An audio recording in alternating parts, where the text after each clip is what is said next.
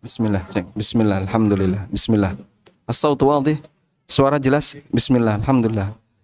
Suara jelas atau kurang jelas? Kurang jelas. Kurang jelas. Bismillah, alhamdulillah. Kurang keras? Kurang keras? Tambah keras?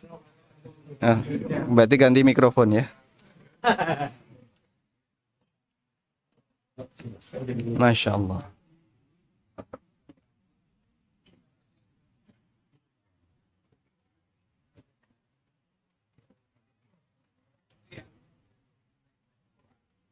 Ya.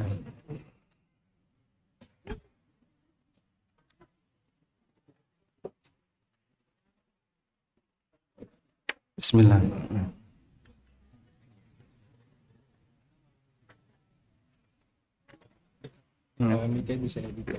Bismillah. Alhamdulillah. Bismillah. Assalamualaikum warahmatullahi wabarakatuh.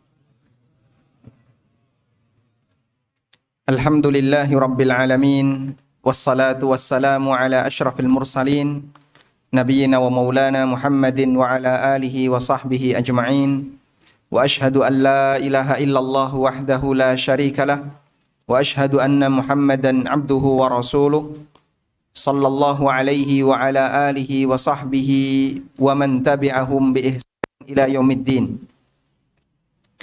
Min adabi talabil ilmi, bagian dari adab dalam belajar yang Allah ajarkan dalam Al-Quran, tafassahu fil majalis yafsahillahu lakum. Berikan kelonggaran di majelis, semoga Allah Subhanahu wa taala memberikan kelonggaran bagi kita. Dan ketika Allah perintahkan ini, Allah lanjutkan dengan pujian, yarfa'illahu alladhina amanu minkum walladhina utul ilma darajat. Allah mengangkat orang yang beriman di antara kalian dan orang yang berilmu berapa derajat. Karena bagian dari tanda orang yang berilmu adalah gampang ngalah. Ketika dia berada di majelis, kemudian dia mau bergeser, dia mau merapat, ngalah untuk memberikan kesempatan bagi orang lain agar sama-sama mendapatkan manfaat, itu bagian dari salah satu ciri orang yang berilmu. Baik. InsyaAllah di kesempatan kali ini, sebagaimana yang tadi disampaikan dalam pengumuman, kita akan berbicara tentang bagaimana memanfaatkan sisa usia kita. Ada yang berusia 20 tahun ke bawah. Ini ada. Itu masih TK ya. Masya Allah. Yang usianya di bawah 30. Usianya di bawah 30. Di sini banyak mahasiswa. Masya Allah. Di bawah 30, di bawah 30. Sisa usianya berapa? Kalau saya tanya yang usianya 70 ke atas, mungkin agak berani bicara ya. Tapi kalau yang di bawah 30, sisa usianya berapa? Wallahu a'lam. Gak ada kuburan yang dikasih pengumuman khusus 60 tahun ke atas. Ada kayak gitu jamaah? Tidak ada. Sehingga tidak jaminan kita yang barangkali masih seger, usianya masih di bawah 30, di bawah 40, tidak ada jaminan dia akan mati lebih lambat dibandingkan mereka yang di usia 60 ke atas atau 70 ke atas. Sehingga ketika kita bicara sisa usia, berarti kondisi kita saat ini. Kalau kita bicara sisa usia, berarti maknanya apalah? Kondisi kita saat ini. Apa yang sedang kita alami itu adalah sisa usia yang diberikan oleh Allah Subhanahu wa taala kepada hambanya. Karena dia tidak tahu sampai kapan dia akan bisa hidup di muka bumi ini. Baik, jamaah yang dimuliakan Allah Subhanahu wa taala, ada sebuah hadis Nabi sallallahu alaihi wasallam menegaskan, hadis riwayat Bukhari, beliau mengatakan innamal a'malu bil khawatim. Sesungguhnya ukuran dari penilaian baik dan buruknya amal seorang hamba ditentukan oleh ujungnya. Ditentukan oleh ujungnya. Sehingga prestasi seorang hamba itu ditentukan bagaimana kondisi ujungnya. Ketika ujungnya baik, maka dianggap baik semua masa hidupnya. Dan sebaliknya, ketika ujungnya jelek, maka dianggap jelek semua isi hidupnya. Makanya perjuangan seorang hamba adalah perjuangan di ujung, bukan perjuangan di awal. Finish itulah yang menentukan. Siapa yang tercepat dan dia tepat dalam menyelesaikan, pada saat dia sampai di finish, itulah penilaian yang diberikan oleh Allah Subhanahu wa taala kepada umat manusia. Makanya Nabi sallallahu alaihi wasallam membuat gambaran, ada orang yang dia melakukan amalan sebagaimana amalan penduduk surga. Hatta ma yakunu bainahu wa baina al-jannah mithlu dhira'. Sampai jarak antara dia dengan surga sejarak berapa jemaah? 1 hasta. 1 hasta. Yang ditafsirkan oleh Imam Ibnu Utsaimin rahimahullah, jarak antara dia dengan surga 1 hasta maksudnya adalah betapa dekatnya dia dengan kematian. Sehingga masa antara dia dengan surga dilihat dari rentang waktunya kurang lebih 1 hasta. 1 hasta bukan dalam perhitungan waktu manusia, tapi perhitungan waktu Allah Subhanahu wa taala. Tsumma ya'malu bi'amali ahli nar. Kemudian orang ini melakukan amalan penduduk neraka. Fayadkhuluha, lalu dia masuk ke dalam neraka. Waliyadzubillah. Di sepanjang usianya dia menghabiskan waktunya untuk beramal sebagaimana layaknya amal orang saleh. Namun Masya Allah, tinggal sejengkal saja, tinggal 1 hasta saja mendekati kematian, dia tidak mendapatkan taufik dari Allah, tidak mendapatkan hidayah dari Allah, lalu dia menyimpang dan mati dalam kondisi mengalami penyimpangan. Sebaliknya ada orang yang dia melakukan amalan sebagaimana amalan penduduk neraka. Hatta ma yakunu bainahu wa bainaha illa dhira'. Sampai jarak antara dia dengan neraka hanya 1 hasta. Fayamalu bi'amali ahlil jannah. Fayasbiku alaihil kitab. Fayamalu bi'amali ahlil jannah. Namun takdir telah mendahuluinya. Kemudian dia melakukan amalan penduduk surga. Fayadkhuluha. Kemudian dia masuk ke dalam surga. Betapa pentingnya seorang hamba mendapatkan bimbingan dari Allah Subhanahu wa taala di akhir hayatnya, sehingga dia bisa mendapatkan kondisi husnul khatimah yang itu merupakan penilaian bagi masing-masing hamba. Ada 2 metode yang berbeda antara dunia dan akhirat. Kalau di dunia, penilaian baik dan buruknya ditentukan di akhir. Kalau di akhirat, penilaian baik dan buruknya ditentukan di awal hisab. Di awal hisab. Karena itulah Allah Subhanahu wa taala ketika menghisab amal seorang hamba, pertama kali yang dihisab apa? Awwalu ma yuhasabu bihil abdu min amalihi as-salah. Pertama kali yang dihisab oleh Allah dari amal hamba adalah salat. Sehingga kalau di akhirat, penentu baik buruknya adalah penilaian saat awal pertama kali. Tapi ketika di dunia, penilaian baik dan buruknya ditentukan di ujungnya. Kita sekarang sedang berada di dunia. Isinya amal, nggak ada hisab. Sehingga perjuangan kita adalah bagaimana bisa menjaga amal ini sehingga kita bisa istiqamah sampai akhir hayat. Tayyib. Nah, jamaah yang dimuliakan Allah Subhanahu wa taala, kembali kepada hadis tadi, Nabi sallallahu alaihi wasallam menyebutkan ada seorang hamba yang dia melakukan amalan sebagaimana layaknya amalan penduduk surga. Lalu takdir telah mendahuluinya. Kemudian dia melakukan amalan penduduk neraka. Fayadkhuluha, sampai akhirnya masuk neraka. Dan sebaliknya, ada orang yang tukang maksiat, kemudian di akhir hayatnya Allah kasih hidayah, lalu dia melakukan amalan penduduk surga, lalu dia masuk neraka, masuk surga. Kenapa ada orang yang seperti ini kondisinya? Sehingga seolah-olah antara lahiriah dengan kondisi batin orang ini berbeda. Imam Ibnu Utsaimin rahimahullah menjelaskan, ada sebagian orang ketika beramal, antara lahiriah dengan kondisi batinnya tidak sama. Sehingga pada saat dia beramal saleh, nampak di permukaan dilihat banyak orang seolah-olah dia orang saleh. Layaknya sebagai seorang penghuni surga, calon penghuni surga. Namun Allah Subhanahu wa taala tahu seperti apa hatinya. Bagaimana kondisi ketika dia sendirian tidak dilihat oleh orang lain. Bagaimana kondisi dia ketika dia jauh dari teman-temannya. Rasa malunya berbeda. suasananya berbeda. Di posisi seperti itu kadang dia berbuat maksiat yang tidak dilihat oleh orang.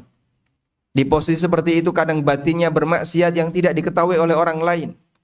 Kadang ketika dia beramal ternyata punya semangat dan keinginan yang keliru. Akhirnya Allah Subhanahu wa taala tampakkan itu di dunia. Kemudian dia ditinggalkan, tidak diberi petunjuk oleh Allah. Khadalahullah, Allah tidak memberikan taufik kepadanya. Kemudian dia menyimpang melakukan amalan penduduk neraka, lalu dia masuk ke dalam neraka. Waliyadzubillah. Makanya yang terpenting dalam hal ini adalah jaga baik-baik kondisi batin yang kita alami jamaah. Memperbaiki batin secara umum lebih sulit dibandingkan memperbaiki lahiriah. Dan itu butuh latihan lebih panjang. Ketika kita melakukan amalan lahiriah seperti yang saat ini kita lakukan, dilihat oleh orang lain, jadikan itu sebagai sebab untuk melatih batin kita. Nek iso awakmu ya kudu podo dengan apa yang dilihat oleh orang. Kalau kamu sholat, batinmu juga ikut sholat. Ketika kamu puasa, batinmu juga ikut mendukung kegiatan puasa. Saat kamu belajar ilmu agama, batinmu juga mendukung kegiatan untuk itu. Dan tidak dibiarkan untuk mencari pujian orang lain, tidak dibiarkan untuk mencari dunia dan seterusnya. Kita berlatih seperti itu, semoga dengan ini bisa mengantarkan diri kita untuk bisa mendapatkan husnul khatimah. Dalam sebuah hadis, Rasulullah sallallahu alaihi wasallam pernah bersabda, hadis riwayat Ahmad dan dinilai sahih oleh Syekh Albani. Nabi sallallahu alaihi wasallam mengatakan, "Idza aradallahu azza wa jalla bi'abdin khairan asalahu." Apabila Allah menghendaki kebaikan bagi seorang hamba, asalahu, maka Allah akan berikan madu untuk hamba ini. Punya madu mau, Pak? Nabi sallallahu alaihi wasallam bersabda, "Idza aradallahu azza wa jalla bi'abdin khairan asalahu." Apabila Allah Ta'ala menghendaki kebaikan kepada hamba, maka Allah akan berikan madu untuk sang hamba ini. Kemudian Nabi SAW ditanya, "Qila wa ma'asaluhu?" Apa yang dimaksud dengan Allah memberikan madu itu ya Rasulullah? Apa madu yang diberikan oleh Allah kepada hambanya? Kata Nabi SAW, "Yaftahullahu azza wa jalla lahu amalan salihah qabla mautih. Summa yaqbiduhu alaihi." Allah membukakan untuk orang ini, memudahkan untuk orang ini melakukan amal saleh sebelum dia mati. Summa yaqbiduhu alaihi, kemudian Allah cabut dia dalam kondisi sedang melaksanakan amal saleh itu. Hadis riwayat Ahmad dan dinilai sahih oleh Syekh Albani dalam kitab Sahih Al-Jami'.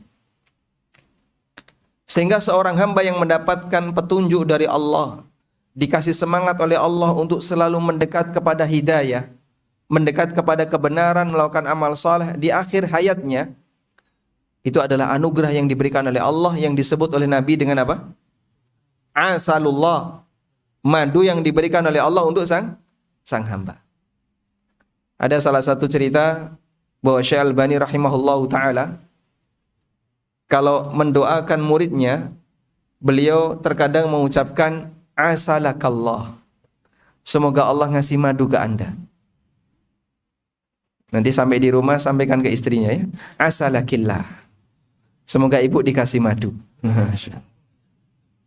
Ramai nggak kira-kira? Tapi harus dikasih syarah ya. Kalau tanpa dikasih penjelasan bisa sensitif ini. Padahal itu doa yang baik. Karena kalau istrinya nggak gagal paham, dia mungkin nggak mau. Jangan doakan seperti itu, saya nggak mau. Padahal itu termasuk di antara doa yang baik. Rasulullah Sallallahu Alaihi Wasallam menyebutkan, apabila Allah menghendaki kebaikan bagi seorang hamba, maka Allah Subhanahu Wa Taala akan memberikan madu bagi sang hamba. Wa ma'asaluhu, Allah kasih taufik kepadanya. Yaftahullahu lahu amalan salihah. Allah buka untuknya, Allah mudahkan bagi dia untuk melakukan amal saleh qabla mautihi, sebelum kematiannya. Dan kita tidak tahu kapan kita akan mati. tsumma yaqbiduhu alai, dan yang terpenting bagian ini. Allah cabut orang ini dalam posisi sedang melakukan amal soleh itu. Masya Allah. Tayyib. Kemudian juga disebutkan dalam hadis yang lain, hadis dari Anas bin Malik radhiyallahu anhu, juga diriwayatkan oleh Imam Ahmad. Rasulullah sallallahu alaihi wasallam pernah bersabda, "Idza aradallahu bi'abdin khaira ista'malahu." Apabila Allah menghendaki kebaikan bagi hamba, maka Allah akan mempekerjakan hamba itu. Masya Allah ya.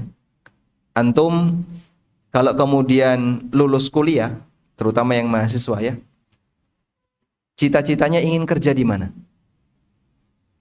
Ada sebagian mahasiswa yang mengurutkan prioritas ya. Pertamina. Bawahnya apa? Chevron. Bawahnya apa lagi? Total. Bawahnya apa lagi? Yang dia sebutkan adalah perusahaan-perusahaan bonafit yang kira-kira bisa memberikan gaji gede. Coba kalau misalnya Allah Subhanahu wa taala membuka lapangan kerja bagi para hambanya, dan kita yakin tentu gajinya luar biasa. Dengan perumpamaan seperti ini, kira-kira antum mau daftar nggak? Mau daftar nggak? Kok nggak semangat kayaknya? Mau daftar nggak kira-kira? Mau ya. Nabi SAW membuat perumpamaan seperti itu. Idza aradallahu bi'abdin khairan ista'malahu. Kalau Allah menghendaki kebaikan bagi sang hamba, maka Allah akan mempekerjakan hamba itu. Masya Allah. Mempekerjakan hamba. Berarti apa? Allah Subhanahu wa taala angkat dia sebagai orang yang nanti akan bekerja untuk Allah.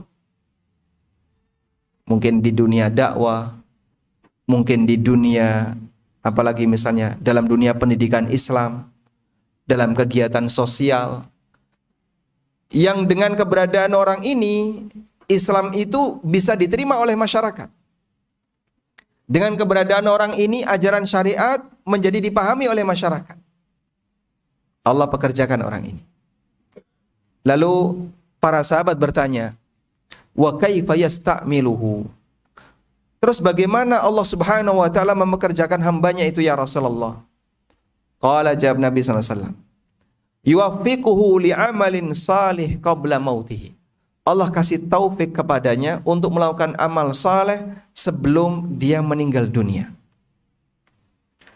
Sehingga ada dua keistimewaan bagi hamba yang dia diberi petunjuk oleh Allah Subhanahu wa taala untuk mendapatkan husnul khatimah. Keutamaan yang pertama apa? Dia diberi madu oleh Allah. Keutamaan yang kedua apa? Dia dipekerjakan oleh Allah Subhanahu wa taala. Makna diberi madu oleh Allah, Allah kasih taufik dia untuk melakukan amal saleh sebelum kematiannya. Lalu Allah cabut dia, Allah cabut nyawanya di tengah dia sedang melakukan amal saleh itu. Makanya disebut dikasih madu karena ini anugerah yang luar biasa. Yang kedua adalah dipekerjakan oleh Allah. Dikasih taufik oleh Allah untuk melakukan amal saleh sebelum kematiannya, sehingga ada kesempatan bagi dia untuk bertobat. Atau minimal dengan amal soleh itu mengurangi kadar dosa yang pernah dia lakukan di masa hidup sebelumnya. Meskipun belum tentu nyawanya dicabut dalam kondisi dia sedang melakukan amal soleh itu. Dan ini tingkatan yang kedua. Maka tingkatan yang atas dikasih madu oleh Allah. Dia dikasih taufik untuk beramal. Tiba-tiba saja begitu usianya sudah masuk 60 tahun, kok semakin senang puasa. Lebih senang untuk tahajud, senang untuk menderma, senang untuk mendekat kepada pengajian, senang untuk belajar agama. Padahal dulu dia nggak pernah bersentuhan dengan itu. Ada banyak orang yang mereka hijrah. Dan dia hijrah, dia merasa telat. Pak Ustadz, usia saya sudah 60 tahun, saya baru kenal sunnah. Meskipun kita tidak pernah berkomentar, Bapak kemana saja selama ini? Namun semoga ini salah satu di antara tanda Allah Subhanahu wa taala mau memberikan madu kepada beliau atau mempekerjakan beliau. Ada juga yang di usia sudah 70 tahun, di saat fisiknya sudah mulai lemah, dia ingin memperbanyak puasa. Padahal dulu waktu masih sehat ya.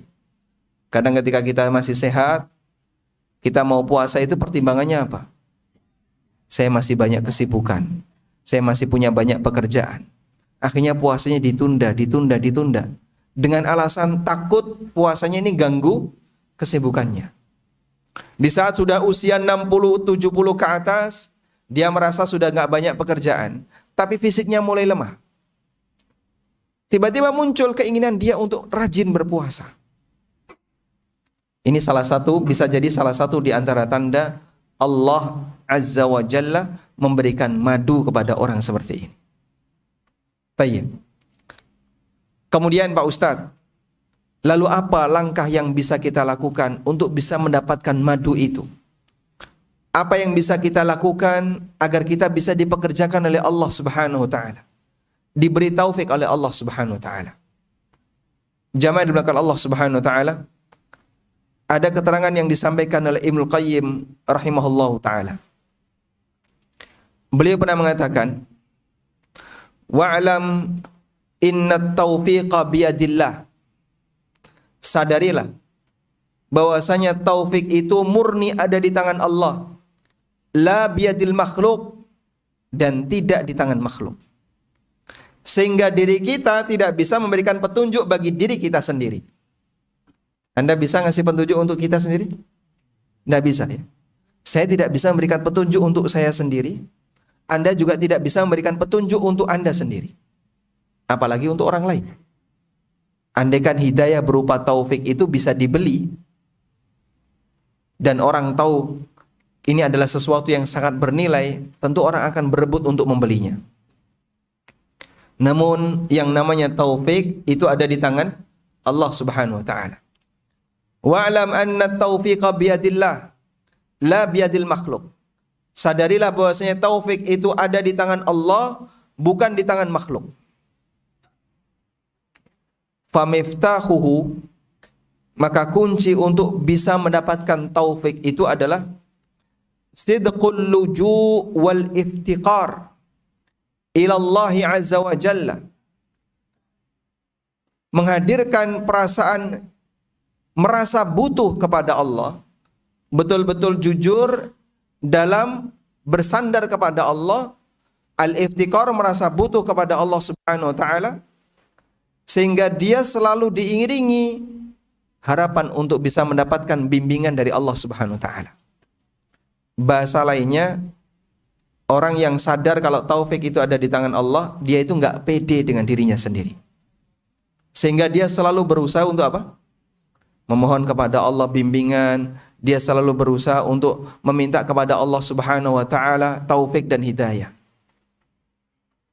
Ketika seorang hamba itu jujur dalam melakukan seperti ini, dan Allah Subhanahu wa taala tahu batin masing-masing hamba, maka Allah Subhanahu wa taala akan limpahkan hidayah baginya.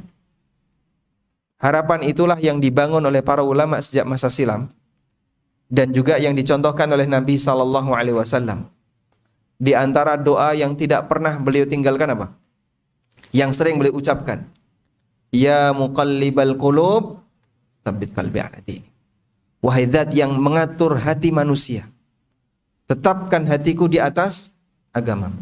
Ya musarrifal qulub, sarrif qulubana ala ta'atik.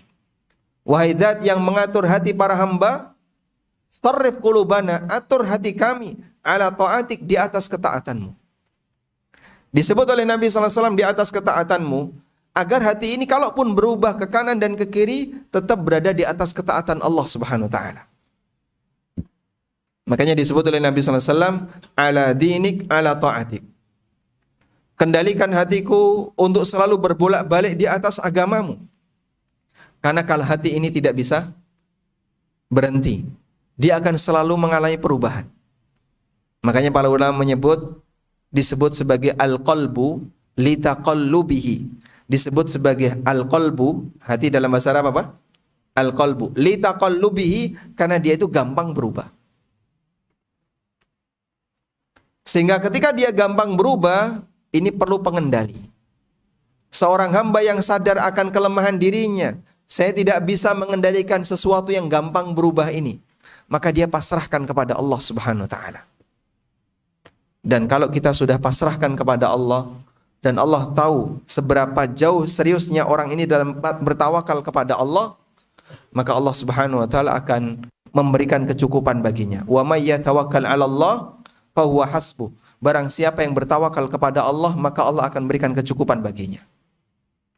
Mohon untuk dipahami. Tawakal itu tidak hanya berlaku dalam urusan tawakal tidak hanya berlaku dalam urusan mencari dunia. Termasuk di antara bentuk tawakal kepada Allah adalah tawakal ketika kita mencari akhirat.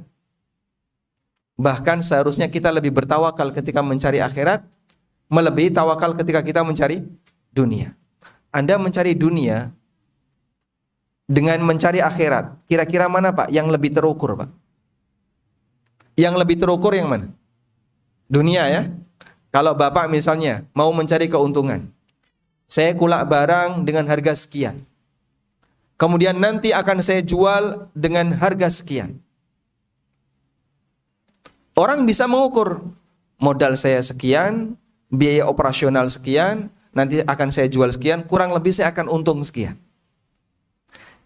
Sehingga ketika manusia bisa mengukur seperti ini, dia bisa melakukan prediksi. Itu pun belum tentu bisa mendapatkan hasil sesuai dengan rencananya. Maka kita diajarkan untuk apa? Tawakal. Baik, sekarang kalau dalam urusan akhirat, bisa nggak manusia membuat matematika sedekah? Bisa nggak? Kalau kamu nanti berinfak sekali akan dilipatkan 10 kali, sampai 700 kali, bahkan sampai berlipat-lipat tak berhingga. Manusia mungkin bisa termotivasi untuk itu, tapi hasil akhir di akhirat seperti apa? Wallahu a'lam. Bahkan lebih tidak jelas. Maka yang bisa kita lakukan adalah perjuangan untuk mendapatkan itu. Dan di saat yang sama kita disyariatkan untuk bertawakal. Karena itulah jamaah dimulakan Allah Subhanahu wa taala, Ibnu Qayyim rahimahullah menyebutkan dalam Madarijus Salikin. Kitab Madarijus Salikin yang saya punya 3 jilid ya. Itu isinya adalah tafsir iyyaka na'budu wa iyyaka nasta'in. Tafsir satu ayat tapi dibuat panjang lebar dan beliau tulis dalam kitab sebanyak 3 jilid. Ada yang disebut dengan manzilatul ikhbat. Ada yang disebut dengan manzilatul al-ikhbat. Apa itu manzilatul ikhbat? Allah Subhanahu wa taala memuji orang yang melakukan ikhbat. Di surat Hud ayat yang ke-23. Allah taala berfirman, "Innal ladzina amanu wa 'amilus salihati wa akhbatu ila rabbihim ulaika ashabul jannah hum fiha khalidun." Sesungguhnya orang-orang yang beriman dan beramal saleh dan dia ikhbat di hadapan Rabb-nya. Dia wa akhbatu ila rabbihim. Dia ikhbat di hadapan Rabb-nya. Anda yang bawa mushaf mungkin bisa dibuka surat Hud ayat 23. Innal ladzina amanu wa 'amilus salihat, sesungguhnya orang yang beriman dan beramal saleh dan dia melakukan ikhbat di hadapan Rabb-nya. Ulaika ashabul jannah hum fiha khalidun. Mereka adalah penduduk surga dan mereka kekal di dalamnya. Apa yang dimaksud dengan wa akhbatu ila rabbihim? Silakan dibuka mushaf biar kita bisa lebih maksimal dalam melihat ya. Sudah ketemu? Surat Hud ayat 23. Makna ikhbat secara bahasa dari kata al-khabat, artinya adalah tempat yang landai. Sehingga karena dia landai, mudah untuk dialiri dengan air. Mudah untuk dialiri dengan air. Hidayah yang diturunkan oleh Allah kepada sang nabi diibaratkan sebagaimana layaknya air. Sebagaimana disebutkan dalam banyak ayat dan juga dalam hadis Nabi sallallahu alaihi wasallam. Mathalu ma ba'athani Allahu bihi minal ilmi wal huda kamathalil ghaithil katsir asabat ardan. Perumpamaan ilmu dan petunjuk yang aku sampaikan kepada umat manusia itu seperti hujan deras yang turun di muka bumi. Maka yang namanya air dia turun dari mana, Pak? Mengalir dari tempat yang tinggi ke tempat yang rendah. Seorang mukmin yang memiliki semangat ikhbat, dia adalah seorang mukmin yang rendah hati. Rendah hati ketika dia beramal kepada Allah Subhanahu wa taala. Bagaimana bentuk rendah hati ketika beramal kepada Allah? Kata Ibnu Qayyim, manzilatul ikhbat ketika beramal adalah dia selalu iringi amalnya dengan bertawakal kepada Allah. Karena dia yakin dirinya itu lemah, penuh dengan kekurangan. Dia sadar bahwasanya dirinya adalah orang yang banyak memiliki kekurangan. Sehingga ketika beramal, fisiknya enggak sempurna, batinnya juga tidak sempurna. Butuh bimbingan kepada Allah Subhanahu wa taala. Di saat itulah dia bertawakal kepada Allah Subhanahu wa taala dalam beramal. Tanamkan manzilatul ikhbat ini jamaah. Sehingga ketika kita sholat, tawakalkan sholat Anda kepada Allah. Begitu kita sholat, kita juga iringi perasaan. Saya mohon kepada Allah, semoga sholatku ini menjadi sholat yang sempurna. Kadang kan kita begini ya, mentang-mentang sudah belajar sunnah, sudah ngerti dalil, baik saya akan beramal sholat sebagaimana dalil ini. Cuman dalam perjalanannya, gangguan setan tidak berhenti. Dan setan tidak akan mendiamkan. Mungkin dia bisa berusaha untuk melakukan sholat sesuai sunnah secara lahiriah, tapi batinnya belum tentu. Dan seorang hamba juga dituntut setelah dia melakukan sebab untuk apa? Bertawakal. Bertawakal kepada Allah. Hal yang sama juga berlaku untuk amal yang lain. Pada saat Anda belajar tentang panduan beramal yang benar yang sesuai sunnah, puasa yang sesuai sunnah, bayar zakat yang sesuai sunnah, ibadah-ibadah yang lain kita pelajari bagaimana aturannya yang sesuai sunnah. Itu adalah bentuk ikhtiar yang kita lakukan untuk mendapatkan pahala yang sempurna di akhirat. Tapi ada satu yang jangan sampai kita lupakan. Apa itu? Tawakal kepada Allah Subhanahu wa taala. Semoga dengan ikhtiar ini ada hasil. Maka jamaah yang dimuliakan Allah, inilah salah satu di antara bentuk kejujuran seorang hamba dalam bersandar kepada Allah, dalam merasa butuh iftikar, merasa miskin di hadapan Allah. Dia selalu butuh hidayah dari Allah Subhanahu wa taala. Bertawakal kepada Allah ketika mencari akhirat. Mungkin jarang di antara kita yang punya bayangan kayak gitu ya. Karena bagi kita rata-rata tawakal itu arahnya hanya ketika mencari dunia. Padahal sebenarnya dalam mencari akhirat, seorang hamba lebih butuh untuk bertawakal. Sebab dia nggak bisa ngukur akhirat itu kayak gimana. Dia nggak bisa, saya sudah sholat duhur pahalanya sekian. Katanya bisa menghapus dosa sampai asar. Jadi kalau saya maksiat sampai asar, dengan sholat duhur, hapus. Itu kan perhitungan kamu. Dan ini tidak bisa dibuat secara matematis seperti itu. Makanya di saat itulah seorang hamba membutuhkan tawakal kepada Allah Subhanahu wa taala. Nah, di antara bukti tawakal kepada Allah Subhanahu wa taala adalah praktek orang saleh di masa silam. Ketika mereka beribadah kepada Allah Subhanahu wa taala, mereka selalu iringi bertawakal kepada Allah. Seperti keseharian Nabi SAW, beliau memohon kepada Allah agar hatinya dikendalikan di atas Islam, hatinya dikendalikan di atas ketaatan.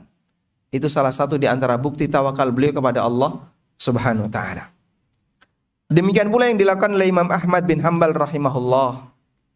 Imam Ahmad bin Hanbal rahimahullah, beliau sering sekali berdoa kepada Allah Subhanahu wa taala agar diwafatkan di atas Islam dan di atas sunnah. Sehingga akhir hayatnya itu diserahkan kepada Allah. Aku tidak bisa menjamin apakah nanti aku bisa mati dalam kondisi husnul khatimah ataukah su'ul khatimah. Karena saya nggak bisa menjamin diri saya sendiri, maka aku serahkan kepada Allah Ta'ala. Diriku aku tawakalkan kepada Allah Ta'ala. Dan ketika seorang hamba itu jujur dalam bertawakal kepada Allah, maka Wa may yatawakkal 'ala Allahi fahuwa hasbuh. Barang siapa yang bertawakal kepada Allah, Allah yang akan memberikan kecukupan baginya. Dalam beberapa riwayat seperti yang disebutkan oleh Al-Baghdadi dalam Tarikh Baghdad, beliau menyebutkan Imam Ahmad itu pernah naik perahu dan beliau kana katsiras sukut. Beliau itu lebih banyak diam. Fa idza takallama qal, apabila beliau berbicara, beliau itu membaca doa Allahumma amitna 'alal Islam wa 'ala sunnah. Di atas perahu yang lain pada ngobrol, yang lain pada ngerumpi. Imam Ahmad diam, banyak diam. Kalau bicara, yang keluar dari lisan beliau doa Allahumma amitna 'alal Islam wa 'ala sunnah. Ya Allah, wafatkan aku di atas Islam dan sunnah. Kenapa beliau ketika berbicara di atas perahu sering mengucapkan doa seperti ini? Karena doanya musafir itu mustajab. Dan orang ketika di atas perahu, posisi hatinya mungkin diiringi dengan was-was, dengan ketakutan dan seterusnya. Ada suasana perubahan batin itu salah satu di antara faktor yang menyebabkan doa seorang hamba itu mustajab. Penjelasan Al-Munawi ketika beliau memberikan syarah untuk rahasia kenapa dakwatul musafir itu termasuk di antara doa yang mustajab, karena umumnya orang yang safar itu terjadi perubahan hati. Mungkin ada rasa takut, mungkin ada kondisi nggak enak, mikir yang ada di rumah, mikir anak, mikir istri dan seterusnya. Sehingga doanya menjadi mustajab karena suasana batinnya nggak tenang. Karena ketika suasana batin itu nggak tenang, tawakal seorang hamba naik. Hal yang sama juga perlu kita lakukan pada saat kita memikirkan akhir hayat. Suasana batin kita menjadi nggak tenang. Jangan-jangan nanti saya tidak bisa mendapatkan husnul khatimah. Ketakutan-ketakutan itulah yang bisa memberikan kita semangat untuk semakin bertawakal kepada Allah Subhanahu wa taala. Juga disampaikan dalam riwayat yang lain dari Ibnu Aun rahimahullah, beliau seorang ulama tabi'in. Beliau pernah mengatakan, "Man mata 'alal islami wa 'ala sunnah, mata 'alal khairi kulli." Barang siapa yang mati dalam kondisi di atas Islam dan sunnah, maka berarti dia mati dalam keadaan membawa seluruh kebaikan. Maka berarti dia meninggal dalam kondisi membawa semua bentuk kebaikan. Karena Allah Subhanahu wa taala akhiri hayatnya dalam keadaan dia sebagai seorang muslim ahlu sunnah. Juga dikatakan oleh Fudail bin Iyad rahimahullah, seorang ulama tabi'in. Fudail ini bergelar Abidul Haramain. Beliau meninggal di kota Mekah dan kuburannya ada di Ma'la. Meskipun tidak ada tandanya ya, kuburan Fudail itu yang mana, tapi di Ma'la ada kuburan Fudail Ibnu Iyad. Fudail bin Iyad rahimahullah juga pernah memberikan nasihat yang sama. Man mata 'alal islami wa 'ala sunnah. Barang siapa yang meninggal dalam posisi sebagai seorang muslim ahlu sunnah, mata 'ala kulli khairin, maka dia meninggal dalam keadaan mendapatkan semua kebaikan. Karena Allah Subhanahu wa taala memberikan apa tadi? Madu baginya, Allah mengerjakannya, dikasih taufik sehingga dia meninggal sebagai muslim ahlu sunnah. Taib jamaah. Tinggal selanjutnya adalah ketika kita sudah paham teori ini ya, penjelasan dari Ibnu Qayyim yang luar biasa tentang masalah manzilatul ikhbat. Selanjutnya adalah kita mengatur batin, latihan untuk itu. Latihan untuk selalu mengendalikan hati agar bertawakal kepada Allah di saat kita sedang beramal, di saat kita mau melakukan kegiatan ibadah. Saya terkadang memberikan motivasi seperti ini kepada para jamaah umroh ya. Salah satu di antara tanda ibadah yang diterima oleh Allah adalah ibadah yang diiringi dengan kerendahan batin, tawaduk kepada Allah Subhanahu wa taala. Kemudian saya sampaikan prinsip ikhbat yang diajarkan oleh Ibnu Qayyim. Ketika seorang hamba itu melakukan ikhbat, dia beramal diiringi dengan semangat apa? Tawakal kepada Allah agar dia berhasil dalam melaksanakan amal. Sehingga apa yang bisa dibanggakan dari amal kita? Kalaupun Anda sudah berhasil umroh, itu murni karena anugerah dari Allah, pemberian dari Allah. Ngapain perlu dibanggakan? Maka nggak perlu banyak foto untuk dipamerin ke grup teman-temannya. Nggak perlu banyak kemudian apa? Selfie untuk diupload di media sosial. Itu bisa merusak prinsip ikhbat tadi. Karena ikhbat itu bertentangan dengan ujub. Ikhbat bertentangan dengan riya. Ikhbat bertentangan dengan sum'ah. Orang yang ikhbat selalu rendah hati di hadapan Allah. Dia ketika beramal bertawakal kepada Allah, sehingga dia merasa apa yang bisa aku banggakan. Hal yang sama juga berlaku bagi amal yang lain. Ketika Anda tahajud, berhasil melaksanakan 11 rakaat di luar bulan Ramadan. Jarang ya. Kalau di bulan Ramadan, alhamdulillah mungkin kita dalam waktu sebulan setiap malam bisa 11 rakaat atau bahkan lebih. Begitu di luar bulan Ramadan tinggal 1 rakaat. Witir tok. Yang lain tidak kita laksanakan karena bangunnya sudah telat. Baik, kalau kita mengalami situasi seperti ini jamaah, ada orang yang dia berhasil melakukan amal banyak. Kadang kan di pagi harinya dia merasa bangga ya. Saya tadi sudah berhasil tahajud dan pagi ini saya berpuasa. Kemudian dia disindir sama temannya, sakit hati dia. Ada temannya yang memberikan sikap kepadanya dengan sikap yang gak sopan, dia sakit hati. Dalam batinnya dia bergumam, orang ini tidak tahu kalau malam tadi saya tahajud. Lah memang kenapa? Apakah kemudian ketika kamu beramal kamu harus mendapatkan penghargaan? Apakah kalau kamu melakukan amal soleh kamu harus mendapatkan penghargaan? Dia itu tidak tahu kalau saya itu sebenarnya sudah wakaf masjid ini setengah dari modal masjid ini yang dipakai untuk bangun. Terus Bapak kalau misalnya seperti itu, apakah Bapak harus mendapatkan penghargaan? Nah, kadang ada orang yang demikian kondisinya. Dia merasa dengan amal soleh yang dia lakukan, berharap memiliki bagian keuntungan yang kembali kepada dirinya. Dan itulah penyakit ujub. Sehingga orang yang ujub, dia itu berharap dirinya harus punya nasib, harus punya jatah dari amal yang dia kerjakan. Dan penyakit ujub ini bertentangan dengan prinsip ikhbat. Orang yang ikhbat gak mungkin ujub.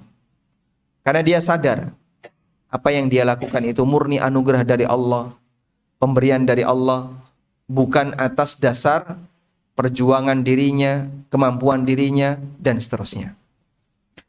Walhamdulillahirabbil alamin. Baik.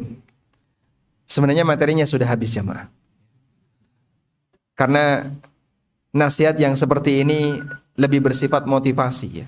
Kita tidak berbicara tentang hukum dan kita perlu menyadari mengendalikan batin itu lebih susah dibandingkan mengendalikan fisik. Hati manusia ada di tangan Ar-Rahman, baina asabi'ir Rahman, di antara dua jari Allah Ta'ala. Yuqallibu kaifa yasha. Maka sekali lagi mari kita perbanyak untuk sidqul luju wal iftiqar ilallah, jujur dalam bersandar kepada Allah, merasa butuh bimbingan dari Allah, karena itu kata kunci agar seorang hamba bisa mendapatkan taufik dari Allah Subhanahu wa taala. Wallahu taala alam. Demikian yang bisa kita sampaikan sebagai muqaddimah, dan ini sudah masuk waktu Isya jam 7:09. Semoga bermanfaat. Wassallallahu ala nabiyyina Muhammadin wa ala alihi wa sahbihi wasallam. Kita akan dengarkan adzan Isya terlebih dahulu, kemudian nanti kita lanjutkan dengan sesi tanya jawab apabila ada jamaah yang ingin menyampaikan sesuatu.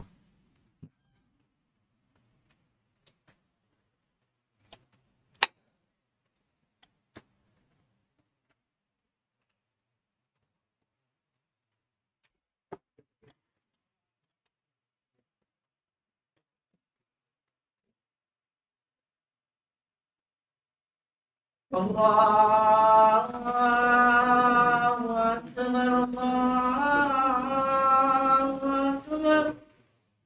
Allahu Akbar.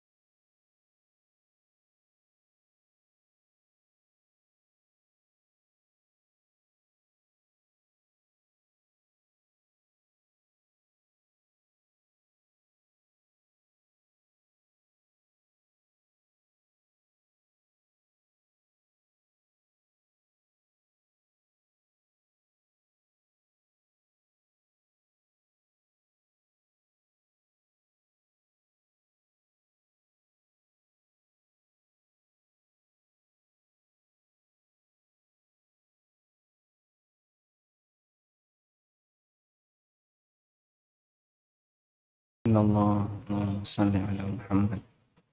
Allahumma salatil qaimah ati Muhammadan wasilatul fadilah wa ba'athu maqaman mahmudan allati wa'adta. Alhamdulillah wassalatu wassalamu ala Rasulillah wa ala alihi wa sahbihi wa mawalah. Wa ashhadu an la ilaha illallah wahdahu la syarika lah wa ashhadu anna Muhammadan abduhu wa rasuluh. Jamaah dimuliakan Allah Azza wa Jalla, saya bacakan terlebih dahulu sebuah pesan yang disampaikan oleh Abdullah Ibnul Mu'taz rahimahullahu ta'ala terkait bagaimana pengaruh besar tawadhu dalam beribadah kepada Allah, termasuk juga tawadhu dalam belajar. Beliau rahimahullah pernah mengatakan, al-mutawadhi'u fi tulabil ilmi, orang yang tawadhu ketika belajar ilmu agama, aktsaruhum ilman, adalah orang yang bisa meraup ilmu paling banyak. Kama annal makanal munkhafid, sebagaimana tempat yang landai, aktsarul buqa'i ma'an, adalah tempat yang paling banyak dialiri dengan air. Hidayah adalah ilmu. Allah Subhanahu wa ta'ala berikan kepada hambanya sesuai dengan apa yang dia kehendaki. Dan seorang hamba semakin tawadhu di hadapan Allah, tawadhu dalam belajar, tawadhu dalam melakukan ketaatan kepada Allah, maka aliran ilmu yang akan datang kepadanya, aliran hidayah yang akan datang kepadanya berpeluang lebih besar. Sebaliknya ketika seorang hamba itu hatinya agak tinggi, dia memiliki perasaan sombong, ujub terhadap dirinya, bisa jadi ini menjadi sebab lemah dalam mendapatkan ilmu, disebabkan karena dia di posisi ujub. Dan kembali kepada tadi tentang manzilatul ikhbat, Ibnu Qayyim mengatakan Wa min manazili iyyaka na'budu wa iyyaka nasta'in manzilatul ikhbat. Salah satu di antara kedudukan iyyaka na'budu wa iyyaka nasta'in adalah kedudukan al-ikhbat. Karena kitab Madarijus Salikin itu menjelaskan tentang manazil iyyaka na'budu wa iyyaka nasta'in. Kedudukan-kedudukan iyyaka na'budu wa iyyaka nasta'in. Sejauh mana orang itu sempurna dalam beribadah dan sempurna dalam memohon pertolongan kepada Allah Ta'ala. Lalu beliau menyebutkan ada sekian banyak manazil-manazil, posisi-posisi dalam mewujudkan iyyaka na'budu wa iyyaka nasta'in, yang itu merupakan sentral dari surat Al-Fatihah. Ummul kitab itu apa? Al-Fatihah. Induknya Alkitab adalah Al-Fatihah. Dan makna Al-Fatihah terangkum dalam ayat iyyaka na'budu wa iyyaka nasta'in. Maka beliau jelaskan itu, dan Allah Subhanahu wa taala detailkan dalam beberapa ayat di dalam Al-Qur'an tentang kedudukan-kedudukan penyempurna ibadah dan isti'anah seorang hamba. Salah satunya adalah manzilatul ikhbat.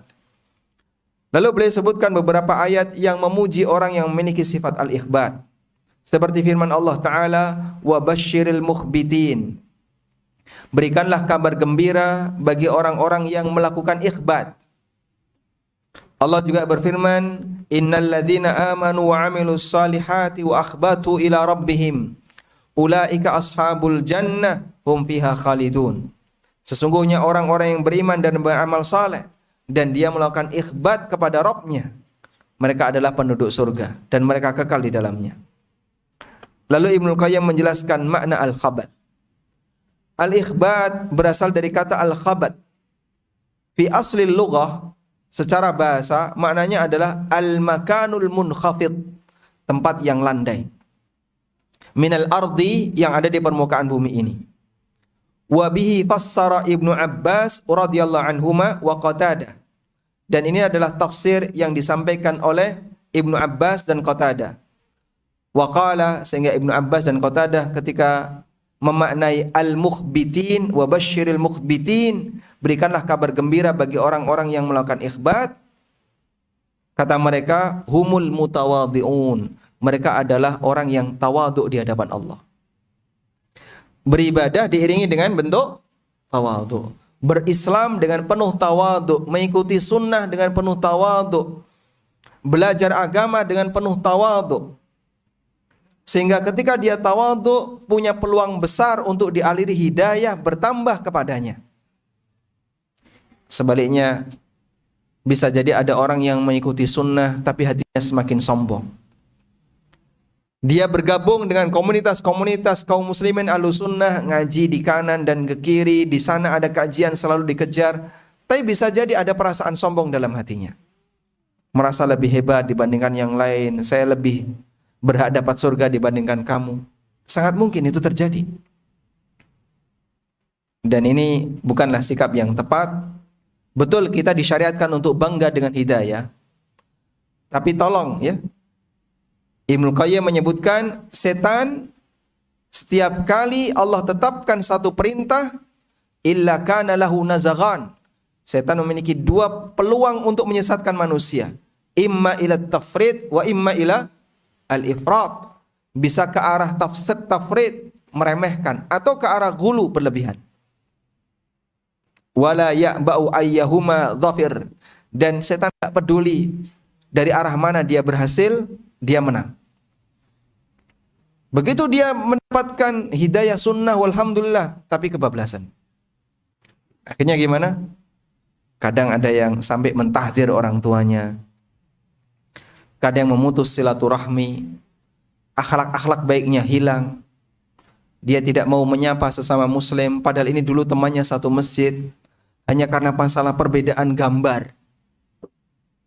Hanya karena masalah perbedaan apalagi misalnya. Hanya karena masalah perbedaan ini harus sesuai dengan prokes ataukah tidak. Sampai kemudian tegang dan seterusnya. Baik. Sekali lagi, jadilah orang yang mutawadhi, karena ini adalah kata sukses, kata kunci agar seorang hamba bisa mendapatkan limpahan hidayah dari Allah Subhanahu wa taala. Wallahu a'lam. Nah, kita coba bacakan beberapa pertanyaan melalui kertas yang sudah masuk. Pertanyaan yang pertama, saya seorang pemuda yang masih belum terlalu memperhatikan akhirat. Mohon nasihatnya agar saya bisa lebih terbuka untuk mempelajari agama. Dan di tengah banyaknya perpecahan Islam, Islam mana yang harus saya ikuti? Rasulullah sallallahu alaihi wasallam memberikan solusi bagi orang yang kurang begitu perhatian terhadap akhirat. Apa solusinya jemaah? Penyakit yang menyebabkan seorang hamba itu benci agama itu apa? Karena terlalu cinta kepada dunia. Terlalu cinta kepada dunia. Dan Allah sebut dalam Al-Quran manusia punya karakter seperti itu. Wa innahu lihubbil khairi lasyadid. Manusia itu sangat cinta kepada dunia. Saking cintanya kepada dunia, dia itu punya tulul amal. Angan-angan yang terlalu panjang. Angan-angan yang terlalu jauh. Ya. Dan disebabkan karena tulul amal ini, semua standar keberhasilan bagi hidupnya dikembalikan kepada ukuran dunia. Fa ammal insanu idza mabtalahu rabbuhu fa akramahu wa na'amahu fayaqul rabbi akraman. Manusia itu kalau dikasih rizki yang lancar, jodoh lancar, keluarga sehat, semuanya baik-baik saja, dia komentar apa? Allah memuliakanku. Wa amma idza mabtalahu faqadara alaihi rizqa. Sebaliknya ketika dia diuji oleh Allah dengan disempitkan rizkinya, lalu dia komentar apa? Rabbi ahana. Rabbku merendahkanku, Rabbku menghinakanku. Kalla bal, tidak seperti itu. Kalla bal la tukrimunal yatim wala tahadduna ala ta'amil miskin. Enggak seperti itu, dia sendiri orang yang pelit.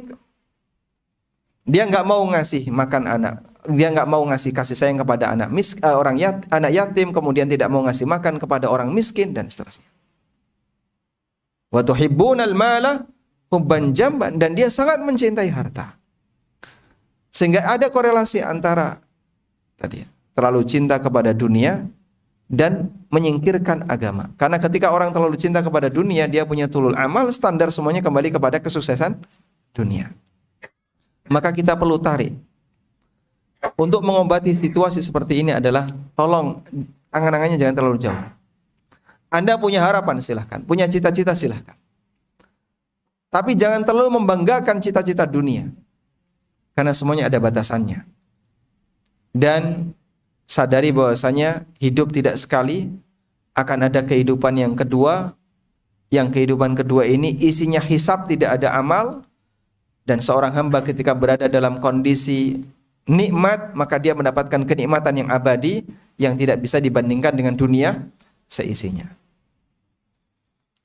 Silakan Anda mendekat kepada para asatidzah yang mereka punya perhatian terhadap masalah ilmu, sehingga barangkali Anda bisa terpengaruh dari rutinitas beliau dalam memberikan kajian, mudarosah beliau dalam belajar, dan itu membuat Anda tertarik untuk belajar.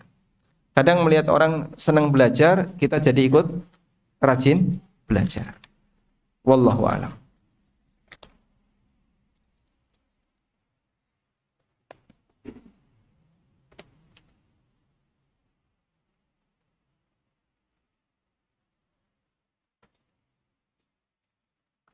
Izin bertanya, apabila seseorang mempunyai dua rumah di Jawa Timur dan di Jawa Barat, apakah berlaku hukum safar?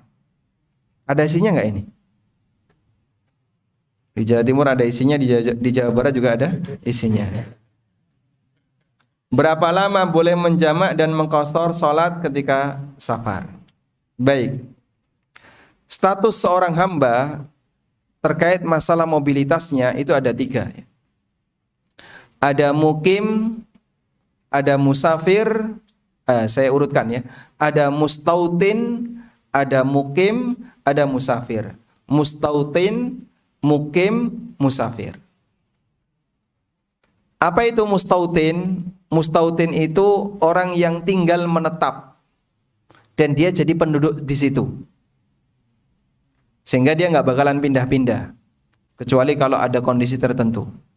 Contohnya orang asli Surabaya tinggal di Surabaya. Orang asli Sidoarjo tinggal di Sidoarjo dan seterusnya. Ini namanya apa? Mustautin. Baik. Yang kedua, mukim. Mukim adalah orang yang menetap di satu daerah tertentu, tapi ada peluang dia akan pindah. Contohnya mahasiswa yang dia tinggal di Surabaya, aslinya dari luar Surabaya, tapi dia tinggal di sini selama masa belajar. Kita tidak hukumi mereka sebagai mustautin, karena dia pasti punya rencana untuk keluar dari Surabaya kalau sudah lulus kuliah. Dia punya rencana untuk kerja atau cari rumah di tempat yang lain atau pulang kampung, sehingga dia bukan mustautin, tapi kita hukumi sebagai mukim. Yang ketiga, musafir. Kalau musafir jelas ya, mereka yang melakukan safar baik singgah maupun di perjalanan. Kemudian kalau orang memiliki rumah, apakah dia bisa disebut mukim di rumah itu?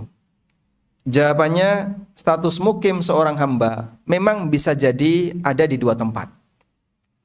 Contohnya Pak, orang yang kerja offshore itu ya, kalau dia lagi dia tinggal di job site selama ada yang sebulan, ada yang 2 pekan. Biasanya kan 2 pekan on, 2 pekan off gitu ya. Atau sebulan on, sebulan off. Selama dia 2 pekan di tempat itu, statusnya sebagai mukim. Nanti ketika dia pulang, mukim juga. Di perjalanan ini status dia musafir. Sehingga dia mukim di 2 tempat. Mahasiswa yang dia belum pindah alamat, sehingga masih ikut orang tua. Pada saat dia berada di Surabaya, dia mukim. Ketika dia pulang kampung, mudik, mukim juga. Dia mukim di 2 tempat. Sudah? Nah, kalau Anda yang punya 2 rumah tadi, Anda lebih banyak di mana? Oh Pak, gantian Pak. Di sana jatah 2 pekan, di sini juga jatah 2 pekan. Misalnya ya.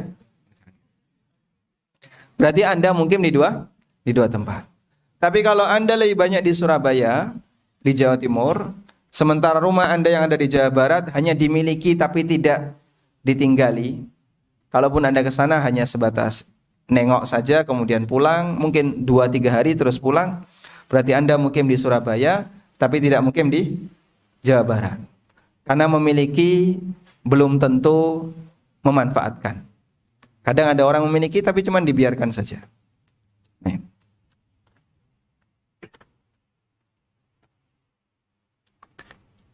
Semoga Allah memberkahi kita semua. Amin. Kadang hati ini capek, takut bermaksiat, godaan bermaksiat dari berbagai penjuru, futur dan seterusnya. Sehingga di tengah kekhawatiran itu berdoa agar dimatikan saat itu. Di saat masih mampu untuk beribadah ketika itu. Sedangkan Ana pernah dengar dalam hadis Nabi, kita dilarang untuk berdoa meminta kematian. Betul sekali ada sebuah hadis di mana Nabi SAW melarang kita untuk meminta kematian. Nabi SAW bersabda, "La yatamanna ahadukum al-maut." Janganlah kalian berangan-angan untuk cepat mati. Kalaupun dia orang yang baik, maka ketika Allah kasih dia usia yang panjang, berarti dia bisa menambah kebaikannya. Dan kalaupun dia orang yang kurang baik, ketika Allah kasih usia lebih panjang, ada kesempatan bagi dia untuk memperbaiki dirinya. Namun kalau misalnya orang itu sangat khawatir, fa in kana wala budda, kalau harus meminta kematian, maka Nabi SAW arahkan apa? Digantungkan kepada ilmu Allah. Allahumma ahyini ma kanatil hayatu khairan li. Ya Allah, hidupkanlah aku, panjangkan usiaku, kalau usia yang panjang itu lebih baik untukku. Wa tawaffani ma kanatil wafatu khairan li. Dan wafatkanlah aku kalau ternyata kematian itu lebih baik bagiku. Sehingga kita gantungkan kepada apa jemaah? Kepada ilmu Allah Subhanahu wa taala, karena kita tidak tahu mana yang terbaik. Apakah berdosa istri yang berani menentang suami yang setiap hari suka marah-marah dengan kata-kata menyakitkan, Walaupun kadang suami benar tapi kasar. Sebuah kebenaran jadi terlihat kurang indah ketika disampaikan dengan cara yang kasar. Makanya Nabi SAW menyampaikan, maka narifku fi syai'in illa zana. Kelembutan itu ketika digunakan untuk melakukan kegiatan apapun pasti akan menghiasinya sehingga terlihat lebih indah. Wa ma kana naz'uhu illa syana. Sebaiknya ketika kelembutan itu dicabut oleh Allah, maka akan semakin memperburuk suasana. Anda di posisi yang benar, tapi disampaikan dengan cara yang kasar dan keras, kelihatannya jadi buruk. Maka jangan memperburuk suasana kebenaran dengan cara terlalu keras dalam menyampaikannya. Tegas dengan keras itu dua hal yang berbeda ya. Kalau keras itu nggak pakai aturan, pokoknya yang penting disampaikan dengan cara kasar, keras. Kalau tegas itu kaitannya dengan masalah pelanggaran dan kedisiplinan. Disampaikan dengan cara yang lembut, dengan cara yang lunak. Tapi sebagai kepala rumah tangga, Anda bersikap tegas kepada istri dan anak. Ini ada aturannya ya. Kalau kayak gini tidak boleh. Ini aturannya, jika ada pelanggaran, konsekuensinya seperti ini. Nah, kalau tegas seperti ini, insya Allah tidak masalah. Agar aturan itu tetap berlaku di rumah. Sampai ada nasihat dari Nabi SAW agar digantungkan apa coba? Cambuk di rumah. Tujuannya apa? Untuk menjaga ketegasan. Biar rumah ini berlaku hukum, tidak diberlakukan semaunya bagi penduduk, bagi penghuninya, baik bagi suaminya sebagai kepala rumah tangga maupun bagi istri dan anaknya. Lalu kalau suami bersikap kasar seperti ini, apakah istri boleh ikut melawan? Wallahu a'lam. Memang dalam interaksi suami istri, sang istri diminta untuk taat kepada suami. Tapi ini ada batasnya. Karena itu yang kami pahami dalam Uqudul Lajjin, karya An-Nawawi Al-Bantani, disebutkan sebuah riwayat Umar bin Khattab pernah dimarahi oleh istrinya. Sampai ketika ada orang yang datang mau konsultasi sama Umar, balik arah karena mendengarkan omelan istrinya kepada Umar. Amirul Mukminin dipisoi bojone. Akhirnya dia balik arah. Nah, kemudian dari riwayat itu bahwa terkadang sang suami ketika disikapi seperti itu oleh istrinya, itu tidak terhitung sebagai tindakan kezaliman. Tidak terhitung sebagai tindakan kezaliman. Ya meskipun ini bukan mengarahkan ya. Berarti engko nek sampai rumah tak konok ngono. Bukan. Kita tetap meminta jadikan suasana kelembutan dalam rumah tangga. Jika cara ibu seperti ini bisa membuat suami itu jadi lebih tenang ya, jadi lebih jadi nggak semena-mena dalam memberikan perintah kepada istrinya atau menyampaikan sesuatu kepada istrinya, lalu Anda sikapi misalnya disikapi murung ya, atau jadi sedikit nggak nurut agar suaminya itu berubah.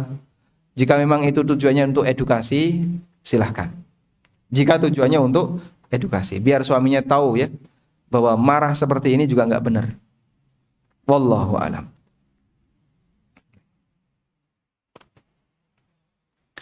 Assalamualaikum. Waalaikumsalam. Apakah dikarenakan niat yang salah jika kita lebih semangat beramal jika melihat orang lain beramal dan kurang semangat ketika melihat orang lain jika orang lain tidak semangat? Jika yang dimaksud bahasanya Anda terpengaruh dengan motivasi semangatnya orang lain, sehingga ketika orang semangat Anda ikut semangat, ketika orang tidak semangat Anda ikut-ikutan tidak semangat. Yang kami pahami ini tidak termasuk riya. Ini tidak termasuk riya. Hal yang lumrah, pujian yang diberikan oleh para ulama terhadap kota Mekah, mereka itu lebih semangat beramal saat berada di Masjidil Haram. Kenapa? Orang pada semangat untuk beramal. Jadi dia termotivasi untuk itu. Dan itu disampaikan oleh para ulama dalam pujian mereka terhadap kota Mekah. Ibnul Qayyim misalnya. Beliau memberikan pujian terhadap Masjidil Haram. Beliau mengatakan tidak ada kota yang membuat kita semakin serius dalam beramal, semakin semangat dalam beramal selain Masjidil Haram. Sehingga ketika di sana tahajud semakin tambah, ibadah semakin tambah. Dan Allahu a'lam, mungkin ini salah satu di antara makna bahwa ketika kita ikut semangat pada saat melihat orang lain semangat, itu tidak masuk dalam kategori riya ketika beramal. Lain halnya kalau kita semangat karena diperhatikan orang, nah itu mungkin riya. Tapi kalau ikut-ikutan semangat karena ada banyak orang yang semangat, ini tidak masuk dalam kategori riya. Wallahu a'lam.